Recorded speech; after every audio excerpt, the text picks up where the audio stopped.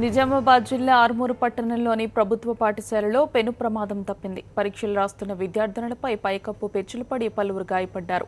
ఓ ఉపాధ్యాయురాలు కూడా గాయపడినట్లు తెలుస్తోంది. కేవలం గతేడాదే పాఠశాల భవనం పూర్తి నిర్మాణం అయింది.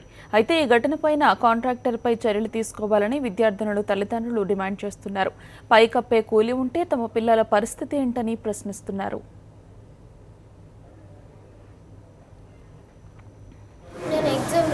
స్లాబ్ వచ్చి నేను తలపైన పడ్డాను. అయితే నాకు దెబ్బ ఏ క్లాస్లో? 7th. దెబ్బలు ఎంతమంది?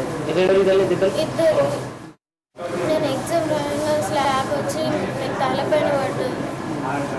అయితే నాకు దెబ్బ ఏ క్లాస్లో? 7th. దెబ్బలు ఎంతమంది? ఇద్దరు. ఈ ఘటనపై మరింత సమాచారం మా కరెస్పాండెంట్ విఘ్నేష్ అడిగి తెలుసుకుందాం. విఘ్నేష్, అసలు ఏం జరిగింది? గాయపడిన విద్యార్థుల పరిస్థితి ఏ విధంగా ఉంది? గౌతమి, సాక్షాత్తు ప్రభుత్వ స్కూళ్లలోనే రక్షణ లేకుండా పోయిందనే విషయం ఇది చాలా ఆందోళనకరమైన విషయం, దారుణమైన విషయం. తల్లిదండ్రులు కూడా చాలా ఆందోళనకు గురయ్యారు ఈ సంఘటన వల్ల. ఏదైతే 6వ తరగతి నుంచి 9వ తరగతి వరకు విద్యార్థులకు ఇక్కడ ప్రస్తుతం ఎగ్జామ్స్ నడుస్తున్నాయి, యాన్యువల్ ఎగ్జామ్స్ నడుస్తున్నాయి.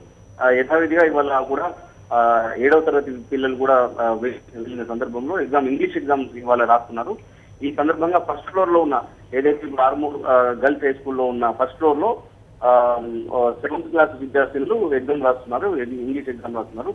కొద్దిసేపటికి అకస్మాత్తుగా పైనుంచి పెచ్చులు ఊడిపడడం వల్ల ప్లాస్టింగ్ నుంచి కూడా ఇలా పెచ్చులన్నీ ఊడిపడ్డాయి. సడన్ గా పడడం వల్ల ఒక్కసారిగా విద్యార్థులంతా షాక్ గురయ్యారు.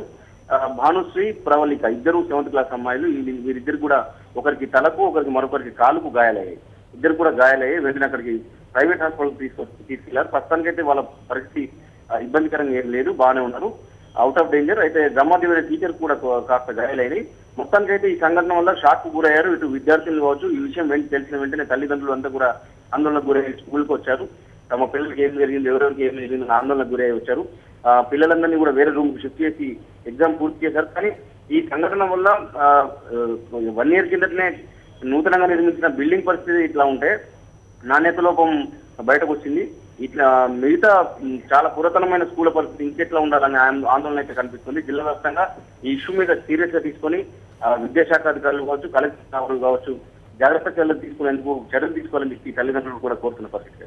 పోలీసుల వరకు ఈ ఘటన వెళ్ళిందా? అసలు ఈ బిల్డింగ్ కాంట్రాక్టర్ ని ముందు అదుపులోకి తీసుకున్నారా? ఇంకా లేదు, ఇంకా కంప్లైంట్ ఏం చేయలేదు. తల్లిదండ్రులు కూడా స్కూల్ టీచర్స్ అందరూ కూడా వాళ్ళందరినీ పిలిపించి మాట్లాడారు. మొత్తానికి అయితే కంప్లైంట్ ఏం జరగలేదు, పోలీస్ స్టేషన్ కి ఏం కంప్లైంట్ వెళ్ళలేదు. వాళ్ళ తల్లిదండ్రులందరూ కూడా వాళ్ళ టీచర్స్ కు హెచ్చరించారు. ఖచ్చితంగా ఇట్లాంటి కాంట్రాక్టర్ల విషయంలో చర్యలు తీసుకోవాలని. ఈ బిల్డింగ్ విషయంలో మళ్ళీ ఒకసారి నాణ్యత రూపం బయటపడ్డది కాబట్టి ఈ విషయంలో కలెక్టర్ వరకు ఈ విషయాన్ని తీసుకెళ్లి ఈ బిల్డింగ్ విషయంలో మళ్ళీ నాణ్యత పరిశీలించాలని చెప్పి అయితే డిమాండ్ చేస్తున్నారు తల్లిదండ్రులు. Thank you Vignesh.